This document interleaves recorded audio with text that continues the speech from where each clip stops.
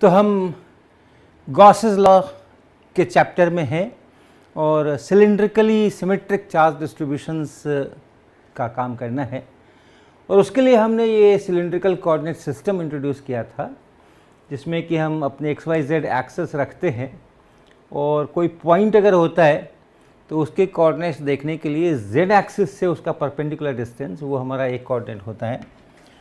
फिर अगर हमने वहाँ से एक XY एक्सिस XY प्लेन पे परपेंडिकुलर डाल दिया तो जहाँ पड़ता है उससे ओरिजिन को मिलाते हैं, वो लाइन जितना एंगल बनाती है उसको फाई कहते हैं हम। या ऐसे कहें कि Z एक्सिस में और वो पॉइंट इसको लेकर के एक प्लेन बनाएं तो उस प्लेन का और जो एंगल है XZ प्लेन से वो फाई कहलाता है और Z कोऑर्डिनेट। तो ऐसा जो सिस्टम है उसमें हम लोग कई तरह के एलिमेंट्स लेते हैं, line elements, surface elements, volume elements, और वो हमने देखा कि अगर हम एक लाइंस के अंदर में चले लाइन एलिमेंट्स लें तो हमें 3 लाइन एलिमेंट्स बनते हैं। अगर हमने केवल S बदला तो ये एक लाइन एलिमेंट बना जिसमें कि हम Z एक्सिस से दूर की तरफ जा रहे हैं, परपेंडिकुलर डायरेक्शन में दूर की तरफ जा रहे हैं वो, और छोटा एलिमेंट ds लिया, S को बदला हमने, फाई और Z को फिक्स रखा तो एक ये एलिमेंट बना। फाई को अगर हम बदलते हैं तो हम एक सर्कल के ऊपर चलते हैं और वो जो छोटा एलिमेंट है वो SD phi, phi cap direction, ये जो डायरेक्शन है ये बहुत बार मैं इस्तेमाल करूँगा। जो Z एक्सिस है उस Z एक्सिस के अराउंड आप ऐसा घूमें, वो जो डायरेक्शन है टैंजेंट, उस सर्कल पर जो टैंजेंट है वो उस जगह का फाई कैप वेक्टर कहलाता है, यूनिट वेक्टर। यहाँ पे ऐसे है, यहाँ पे ऐसे है, यहाँ ऐसे है, यहाँ ऐसे है, यहाँ ऐसे है, ये फाई कैप डायरेक्शन में SD फाई ये एक एलिमेंट है। और Z को अगर मैंने dz बढ़ा दिया तो dz Z के डायरेक्शन, Z कैप, ये Z बढ़ने के डायरेक्शन में ये लाइन एलिमेंट्स हैं। और इन्हीं में से दो को हम मिलाते चलें तो सरफेस एलिमेंट्स बनते हैं। हम सामान्यतः जिन सरफेस एलिमेंट्स की बात करेंगे उसमें S फिक्स रखेंगे और फाई को और Z को वेरी करेंगे। तो इन दोनों के कारण तो हम कहाँ घूमेंगे, हम एक सिलिंड्रिकल सरफेस पे घूमेंगे, तो उसके कारण से जो है ये इसका हम ज़्यादातर इस्तेमाल करेंगे, इस एरिया एलिमेंट का, इस सरफेस एलिमेंट का। और तीनों को मिला दें, अगर हम तीनों को मल्टीप्लाई कर दें तो हम वॉल्यूम एलिमेंट बनाते हैं। तो ये टर्मिनोलॉजी ध्यान रखेंगे हम, क्योंकि जब हम एप्लीकेशन करेंगे तो हम कुछ कुछ चीज़ों का इसमें से इस्तेमाल करेंगे। तो अब मान लें मेरे पास एक ऐसा चार्ज डिस्ट्रीब्यूशन है जो अगर मैं सिलेंड्रिकल पोलर कोऑर्डिनेट्स इस्तेमाल करता हूँ तो S पर डिपेंड करता है, जो चार्ज डेंसिटी है वो S पर डिपेंड करती है, फाई और Z पर डिपेंड नहीं करती है। यानी एक Z एक्सिस से 1 सेंटीमीटर की दूरी पे जितना चार्ज डेंसिटी है, किसी भी तरफ चले जाएं, ऊपर नीचे या ऐसे कहीं भी पे भी घूम जाएं, अगर S बराबर 1 सेंटीमीटर है, Z एक्सिस से अगर 1 सेंटीमीटर पर हैं, इस तरफ हों या इस तरफ हों या इस तरफ हों, थोड़ा ऊपर हों थोड़ा नीचे हों, कहीं पर भी वो चार्ज डेंसिटी सेम है। S बदल दिया, थोड़ा Z एक्सिस से दूर चले गए तो शायद चार्ज डेंसिटी बदल जाए, लेकिन S वही है, फाई बदल रहे हैं, Z बदल रहे हैं तो चार्ज डेंसिटी नहीं बदलती। ऐसे को हम लोग कहते हैं cylindrically symmetric charge distribution. Cylindrically symmetric charge distribution.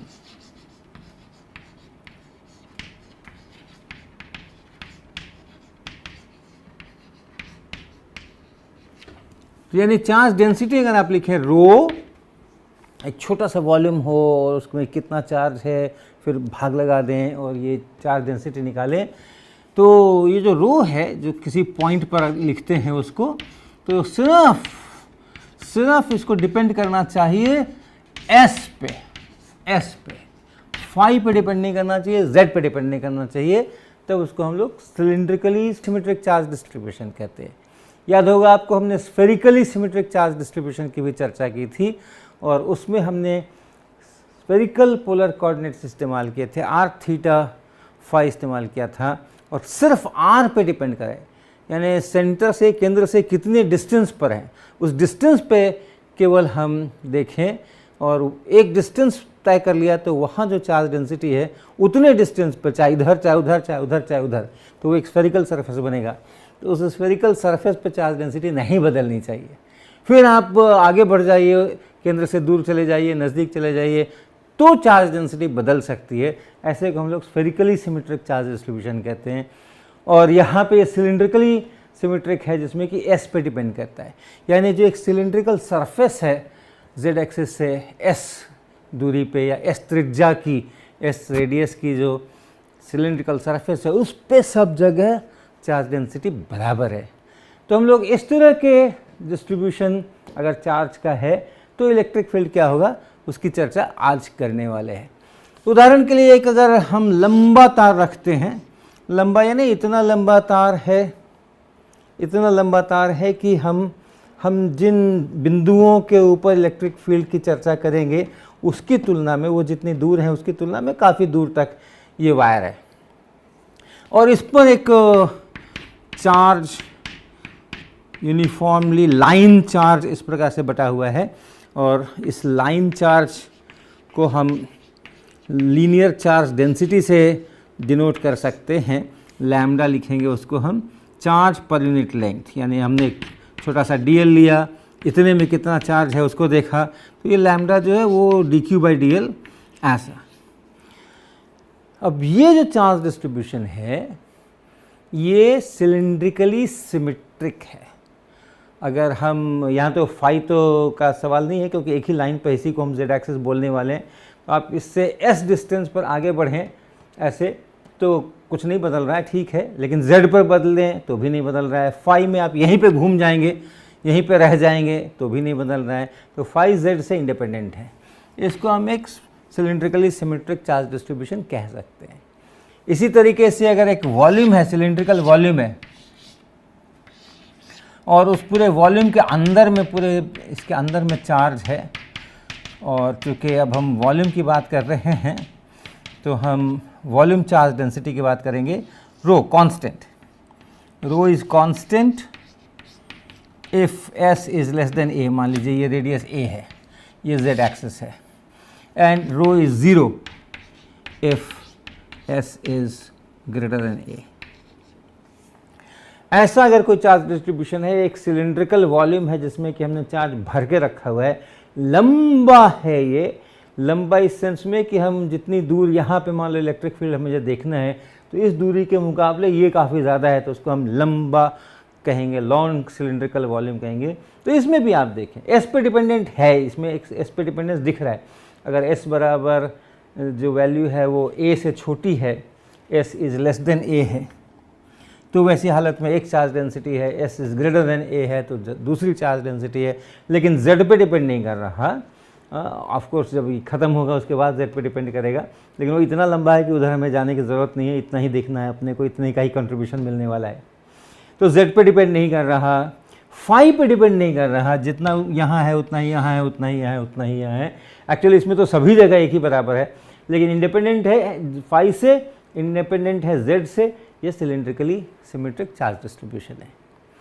तो आज हम जो अभी एग्जाम्पल लेने जा रहे हैं वो इसी टाइप का है, लेकिन हम यूनिफॉर्म नहीं लेंगे, हम यूनिफॉर्म नहीं लेंगे। और इसी एग्जाम्पल में हम जो चार्ज डिस्ट्रीब्यूशन ले रहे हैं वो इस प्रकार का है। जो रो है चार्ज डेंसिटी वो है मान लीजिए k इंटू एस, के कॉन्स्टेंट है, k इंटू एस किसके लिए, s लेस देन a के लिए, और फिर आगे ये ज़ीरो हो गई, s ग्रेटर देन के लिए ये ज़ीरो हो गई। तो कैसा डिस्ट्रीब्यूशन है ये, इसमें ये एक वॉल्यूम है, सिलिंड्रिकल वॉल्यूम है, लंबा, काफ़ी लंबा, और उसका जो एक्सिस है ये हमारा जेड एक्सिस है, और इससे जितनी दूर का पॉइंट लेंगे इस वॉल्यूम के अंदर में, जितनी दूर का पॉइंट लेंगे वहाँ उतनी ज़्यादा चार्ज डेंसिटी मिलेगी। नज़दीक के पॉइंट पे कम चार्ज डेंसिटी है, दूर के पॉइंट पर अधिक चार्ज डेंसिटी है, प्रोपोर्शनल टू एस है। लेकिन उतने ही एस पर अगर आप यहाँ देखें, यहाँ देखें, यहाँ देखें, यहाँ देखें, तो एक जितनी चार्ज डेंसिटी है, यहाँ पर इन सब पर एक जितनी चार्ज डेंसिटी है। इतने ही डिस्टेंस पे आप अगर थोड़ा ऊपर चले जाएं, यहाँ उतनी ही चार्ज डेंसिटी है, नीचे चले जाएं उतनी ही चार्ज डेंसिटी है।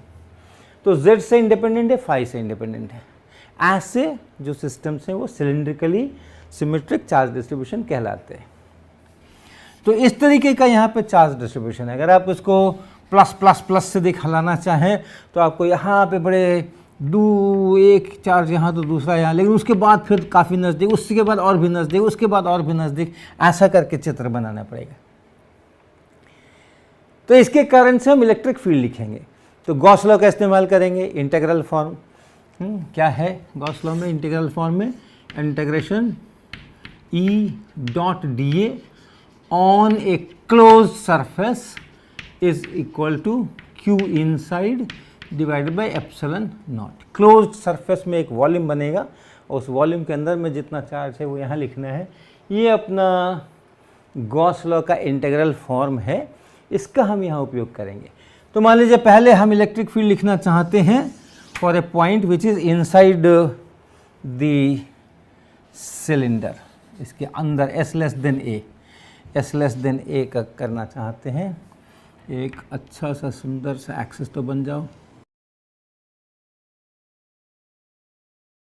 यहाँ कहीं पे हम चाहते हैं, ये डिस्टेंस s है, यहाँ पे इलेक्ट्रिक फील्ड चाहते हैं। अब कल्पना कीजिएगा कि ये पूरी जो पाइप है, इस पाइप के अंदर में चार्ज ठूस के भरे हुए, लेकिन कैसा भरे? बीच के एरिया में हल्के हल्के हैं और किनारों के एरिया में ज़्यादा है, इस तरीके का।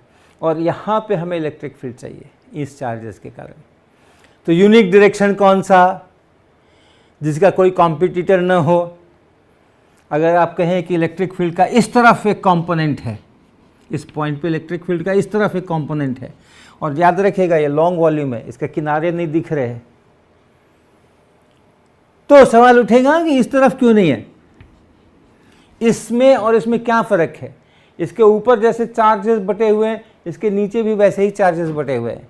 तो इस पॉइंट को क्या मालूम कि मुझे ऊपर जाना या नीचे जाना?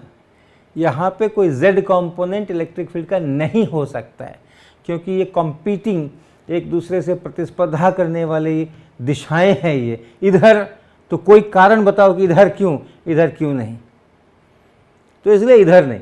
इसी तरीके से अगर हम फाई कंपोनेंट भी देखते हैं, यहाँ से एक ऐसा सर्कल बनाएं तो एक ये फाई का डायरेक्शन है, फाई कैप इधर हो सकता है, ये डायरेक्शन मतलब इधर की तरफ कंपोनेंट हो सकता है, या यहाँ पे इधर की तरफ कंपोनेंट हो सकता है। ये एक्चुअली दोनों एक दूसरे के एक ही लाइन में है। ये यहाँ बनाता हूँ, यहाँ पे इधर भी कंपोनेंट हो सकता है और इधर भी कंपोनेंट हो सकता है। तो इसमें और इसमें क्या फ़र्क है? इधर वाले जाने की दिशा में और उधर वाली जाने की दिशा में क्या फ़र्क है? इसमें भी कोई फ़र्क नहीं है। याद रखिए, केवल आप इस चार्जेस को देखिएगा, चार्जेस जो बटे हैं उसी के आधार पे आपको ये फ़र्क करने हैं। तो फाई कंपोनेंट में कोई फ़र्क नहीं कर सकते हैं प्लस माइनस में, जेड कंपोनेंट में कोई फ़र्क नहीं कर सकते हैं प्लस माइनस में। तो इसलिए न फाई कंपोनेंट होगा और न जेड कंपोनेंट होगा, लेकिन एस कंपोनेंट में फ़र्क कर सकते हैं। एस कंपोनेंट अगर देखना है तो उसमें फ़र्क कर सकते हैं, इसका कोई कॉम्पिटिटर नहीं है।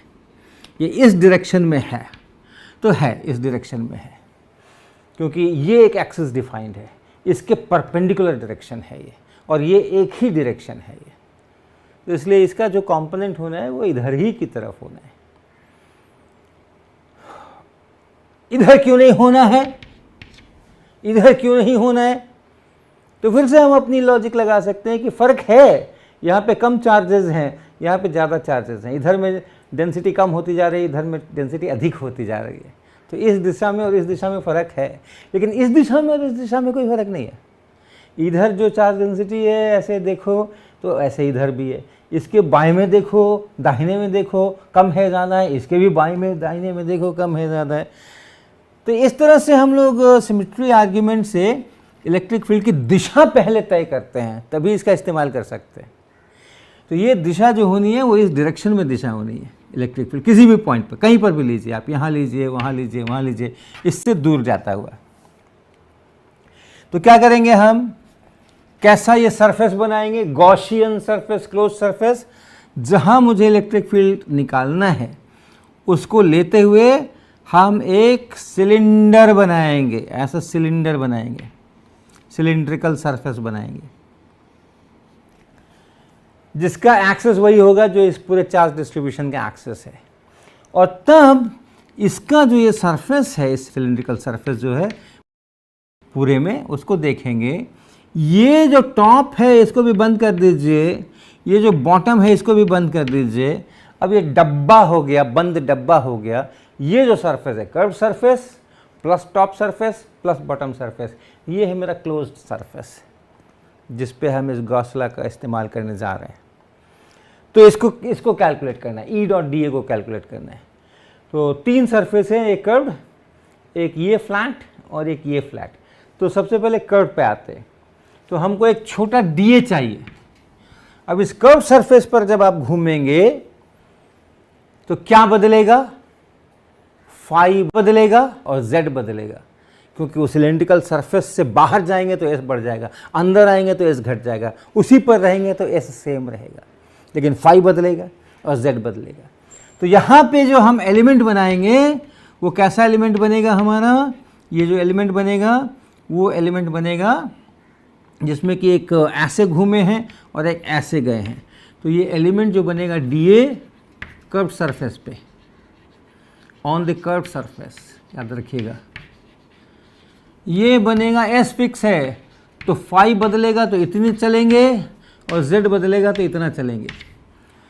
और क्या डायरेक्शन होगा इसका? आउटवर्ड नॉर्मल लेते हैं हम लोग बाहर की तरफ, तो इस एक्सिस से बाहर की तरफ है, यानी एस कैप। ये डी ए है ये। और इलेक्ट्रिक फील्ड की दिशा हम पहले ही कह चुके हैं कि वो बाहर की तरफ एस्केप डायरेक्शन में होगी। पॉजिटिव या नेगेटिव वो चार्ज डिसाइड करेगा कि ये जो चार्ज है इसका साइन क्या है। लेकिन हम इधर लेके चलेंगे, जो उसका आने वाला एक्सप्रेशन वो नेगेटिव हो सकता है, ये पॉजिटिव हो सकता है। तो ई जो है उसको हम लोग लिख सकते हैं ई एस कैप, ऐसे लिख सकते हैं। ये मैग्नीट्यूड हो गया और फिर एस कैप हो गया। याद रखिएगा कि जब हम ऐसा लिखते हैं तो ज़रूरी नहीं है कि ये मैग्नीट्यूड हो जाए, मतलब नेगेटिव भी हो सकता है उस सेंस में। तो ई डॉट डी ए, ई डॉट डी ए, ये ई और ये डी ए, तो S cap dot S cap हो गया 1। तो क्या बचा? ये एस बचा और यहाँ ये ई बचा और यहाँ डी फाई और डी जेड ये बचा। और इस पूरे कर्व्ड सरफेस पे अगर हमने इसको इंटीग्रेट कर दिया, integration of E dot D A curved surface, cylinder का जो कर्व्ड सरफेस है, क्योंकि हम हमेशा क्लोज्ड सरफेस में काम करना है, तो पहले कर्व्ड को देखेंगे, बाद में फ्लैट्स को भी देखेंगे। ये हो गया हमें एस, इस पूरे कर्व्ड सरफेस के लिए एस फिक्स्ड है, एक ही एस है, एक ही रेडियस है इस सिलिंड्रिकल सरफेस का, तो इसलिए ये एस फिक्स्ड है। ई का मैग्नीट्यूड फिक्स्ड है। आप एस नहीं बदलेंगे अगर, तो ई का भी बदलेगा नहीं, क्योंकि फिर से वही बात है कि आप यहाँ देखें, यहाँ देखें, यहाँ देखें, अगर एक ही सेम डिस्टेंस पर हैं तो जैसा ये वैसा ये वैसा ये वैसा ये वैसा ये, जो ई का मैग्नीट्यूड यहाँ वही यहाँ वही यहाँ वही यहाँ वही यहाँ। ऊपर नीचे देखें आप, यहाँ देखें चाहे यहाँ देखें, इन दोनों पॉइंट्स में कोई फ़र्क नहीं, जब तक ये किनारे दिखाई न देने लग जाए। अगर ये लॉन्ग सिलेंड्रिकल वॉल्यूम है, किनारे दिखाई नहीं दे रहे हैं, तो जैसा इधर वैसा इधर। तो इस कारण से हम लोग जब लिखेंगे यहाँ पे ई, तो ई का मैग्नीट्यूड भी कांस्टेंट होगा और सिर्फ इंटीग्रेशन होगा फाई पे और जेड पे। अब ये जो हाइट है, ये मान लिया एच हाइट मैंने ली है, तो डी जेड पूरा जोड़ेंगे तो ये एच बनेगा, और डी फाई जोड़ेंगे तो 2 पाई बनेगा। तो यानी ये 2 पाई यहाँ से और एच यहाँ से और एस यहाँ से और ई यहाँ से। फ्लैट पर आइए, इस पर भी देखिए, फ्लैट सरफेस, इस पर देखिए ई dot D A, D A देखिए। अब ये डी ए कहाँ लेना है? ये डी ए कहाँ लेना है? ये डी ए इस फ्लैट सरफेस पर लेना है, यहाँ पे लेना है। इस फ्लैट सरफेस पर अगर आप ले रहे हैं तो क्या नहीं बदल रहा है? जेड नहीं बदल रहा है, फाई बदल रहा है, एस बदल रहा है। इस फ्लैट सरफेस पे आप एक्सिस के नज़दीक के भी पॉइंट्स हैं, दूर के भी पॉइंट्स हैं, एस बदल रहा है। फाई बदल रहा है, इधर भी है पॉइंट्स, इधर भी है, इधर भी है, इधर भी है, लेकिन z नहीं बदल रहा। तो इसका डायरेक्शन क्या होगा? यहाँ जब हम एरिया एलिमेंट बनाएंगे तो उसका डायरेक्शन z कैप के डायरेक्शन में होगा। और उस एरिया का मैग्नीट्यूड क्या लिखेंगे? तो z नहीं बदलेगा, s बदलेंगे ds, फाई बदलेंगे s d फाई, उसको मल्टीप्लाई करेंगे। लेकिन अभी मेरे लिए इंपॉर्टेंट है कि ये जो है इसका डायरेक्शन z कैप के डायरेक्शन में है। तो इसलिए E डॉट डी ए जब करेंगे, यहाँ जो इलेक्ट्रिक फील्ड है वो भी इस तरफ है, इलेक्ट्रिक फील्ड इस तरफ है और डी ए इस तरफ है। E डॉट डी ए जब करेंगे तो वो 0 होने वाला है, परपेंडिकुलर। और नीचे वाले फ्लैट सरफेस पर भी वही हाल है। यहाँ जब आप एरिया एलिमेंट बनाएंगे तो आउटवर्ड नॉर्मल इधर को खींचेंगे और इलेक्ट्रिक फील्ड इधर को होने वाला है, तो वो भी 90 डिग्री का एंगल बनने वाला है। तो दोनों फ्लैट सरफेस पे E डॉट डी ए 0। अब सबको जोड़ दीजिए, क्लोज सरफेस बन गया। तो क्या पता चला? E dot D A on the close surface. अब मैंने ये गोला लगा दिया, अब पूरे क्लोज सरफेस पे बात कर रहा हूं, वो इतना ही निकल करके आया, 2 पाई HSE। ये साइड बन गया, LHS साइड हो गया। RHS साइड में आ जाइए। इस सिलिंड्रिकल वॉल्यूम जो बना है, जो हमने ये लिया है, इसके अंदर कितना चार्ज है, Q इन कितना है, वो निकालना पड़ेगा। चार्ज डेंसिटी वैरी कर रही है, चार्ज डेंसिटी वैरी कर रही है। तो इस सिलिंड्रिकल, अब वॉल्यूम की बात हो रही है, इस पूरे वॉल्यूम में कितना चार्ज है, तो हमें एक वॉल्यूम एलिमेंट लेना होगा। इसके अंदर में ये जो सिलिंड्रिकल वॉल्यूम यहाँ बना हुआ है, इसके अंदर में एक छोटा वॉल्यूम लेना पड़ेगा, वॉल्यूम एलिमेंट। यहाँ चार्ज लिखना पड़ेगा और फिर पूरे इस वॉल्यूम पे इंटीग्रेट करना पड़ेगा। तो अगर हम छोटा वॉल्यूम एलिमेंट यहाँ पे लिखेंगे, S भी बदलेंगे, फाई भी बदलेंगे, Z भी बदलेंगे, तो हमारा वॉल्यूम एलिमेंट बनेगा। क्या होगा वो? S बदला, फाई बदला और Z बदला, ये वॉल्यूम एलिमेंट बना। और जो उस इतने वॉल्यूम एलिमेंट के अंदर जो चार्ज है, रो डी टॉ, वो कितना हुआ? रो कहाँ लिया है ये वॉल्यूम एलिमेंट कहाँ लिया है? इससे एक्सिस से s दूरी पे लिए हैं, उसके बाद उसको ds आगे बढ़ाए हैं। तो ds तो इन्फिनिटेसिमल है, तो यहाँ से s दूरी पर है ये, और इसलिए ये जो रो है ये k इंटू एस, और डी टो है यहाँ पे s ds d फाई और dz, ये है, ये dq है। उस छोटे से वॉल्यूम एलिमेंट में जितना चार्ज है वो ये है। अब इसको आप इंटीग्रेट कर दीजिए पूरे में निकालने के लिए। तो जो चार्ज इनसाइड है वो इसी का इंटीग्रेशन हो गया, इंटीग्रेशन के एस स्क्वायर डी एस, ये हो गया। फिर यहाँ पे डी फाई हो गया और यहाँ पे डी जेड हो गया। प्रॉपर लिमिट्स, क्या लिमिट्स होंगे? इस पूरे सिलिंड्रिकल को कवर करना है, तो इस सिलेंडर को कवर करने के लिए S को 0 से शुरू होकर के यहाँ तक जाना है, इस पॉइंट तक जाना है, इतनी दूरी तक जाना है। तो अगर आप इसको, ये जो फाइनली जहाँ मुझे निकालना है उसके डिस्टेंस को कुछ अलग नाम दे लीजिए, कन्फ्यूज़न न हो, बाद में मैं बदल लूँगा। S0, ये S0 दूरी पर अगर ये पॉइंट है तो S का जो लिमिट है वो हमारा 0 से और S0 तक है। इतनी ही दूर के अंदर में निकालना है मुझे अपना चार्ज कितना है इनसाइड, Q इनसाइड। और फाई का तो 0 से 2 पाई होना पड़ेगा। और dz जब करेंगे आप यहाँ से यहाँ तक जाएंगे तो जो भी यहाँ एलिमेंट है उससे h ज़्यादा यहाँ लिमिट होगी। ये इंटीग्रेशन मुझे पता ही है क्या होने वाला है, तो कुछ z0 से z0 प्लस h ऐसा लिख सकते हैं आप। क्या बना? KS क्यूब बाई 3 और लिमिट रख दीजिएगा ये अपर लिमिट, तो इतना KS क्यूब, ये KS क्यूब बाई 3 ये बना। डी फाई का इंटीग्रेशन 2 पाई बना, और इसका इंटीग्रेशन जो ये हाइट ली है वो बना h। ये है क्यू इन। अब आप मिलान कीजिए, हमारे पास लेफ्ट हैंड साइड भी है, राइट हैंड साइड भी है। अब आप मिलान कर दीजिए। ये जो लेफ्ट हैंड साइड है वो है 2 पाई एच एस ई, और राइट हैंड साइड जो है वो है 2 पाई एच एस नॉट। ये भी एस नॉट ही है, ये भी एस नॉट ही है। कर्व सरफेस का भी रेडियस अगर आप एस नॉट लेते हैं तो उसको भी एस नॉट ही लिखेंगे। तो 2 पाई ये लिख रहे हैं ये साइड 2 पाई एच और एस नॉट का क्यूब, और के भी है और 3 भी है, के भी है और 3 भी है। ऐसा यहां से इलेक्ट्रिक फील्ड लिख लीजिए, मैग्नीट्यूड लिख लीजिए। क्या क्या कट गया? 2 पाई कट गया, 2 पाई को काट दीजिए, हटाइए। एच कट गया, ये एच यहाँ से और ये एच यहाँ से ख़त्म।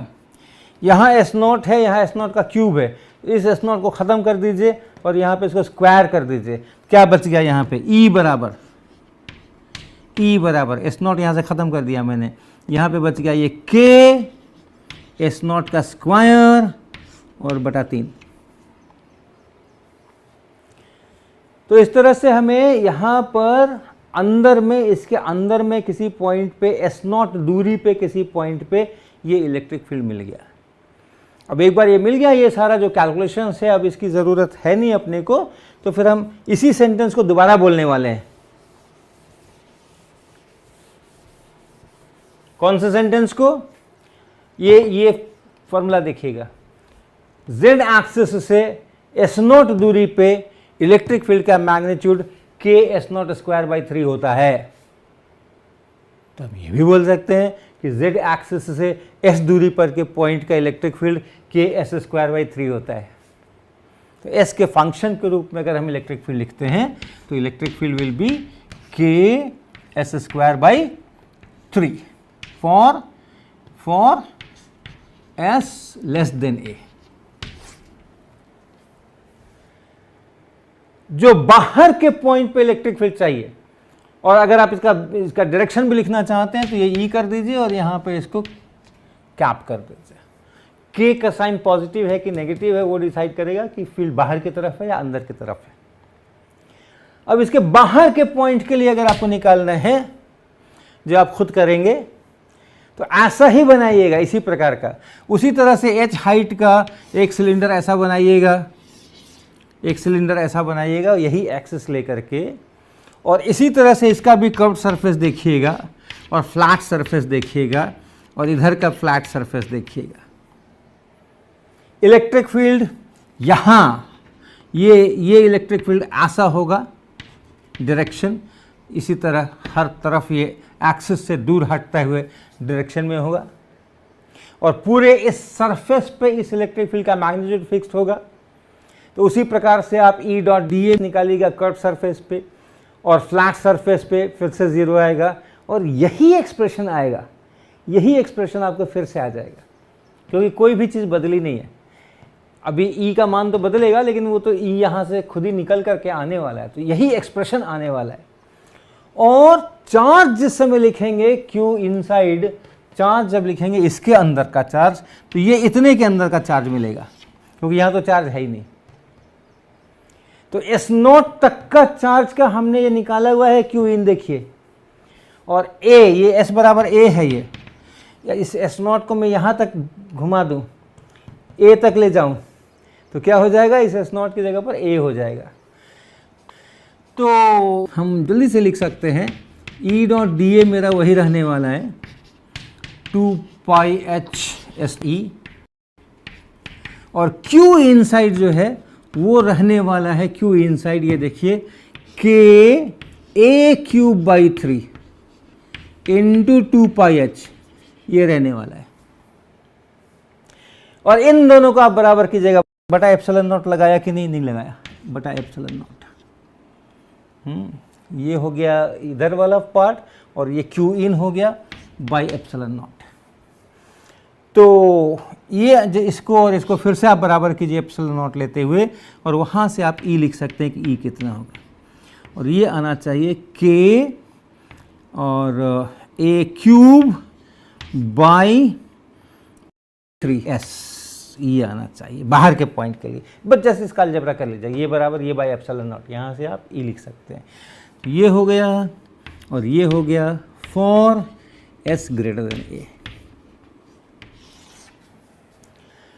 तो इस प्रकार से जो सिलिंड्रिकली सिमेट्रिक चार्ज डिस्ट्रीब्यूशन होते हैं उसके कारण अगर कहीं किसी पॉइंट पे इलेक्ट्रिक फील्ड निकालना हो तो हम इस तरह के गॉसियन सरफेस की रचना करते हैं और उससे फिर ऐसे कैलकुलेशन करके हम ई निकालते हैं। तो स्फेरिकली सिमेट्रिक डिस्ट्रीब्यूशन के लिए एक स्फेरिकल सरफेस बनाते हैं गॉस लॉ का इस्तेमाल करने के लिए। सिलिंड्रिकली सिमेट्रिक अगर हैं तो ऐसे बनाते हैं। और अगली क्लास में मैं एक और सिमेट्री का इस्तेमाल करूंगा, प्लेनर सिमेट्रिक। तो उसमें कैसे वो होता क्या है और उसमें कैसे इलेक्ट्रिक फील्ड निकालते हैं, ये नेक्स्ट टाइम।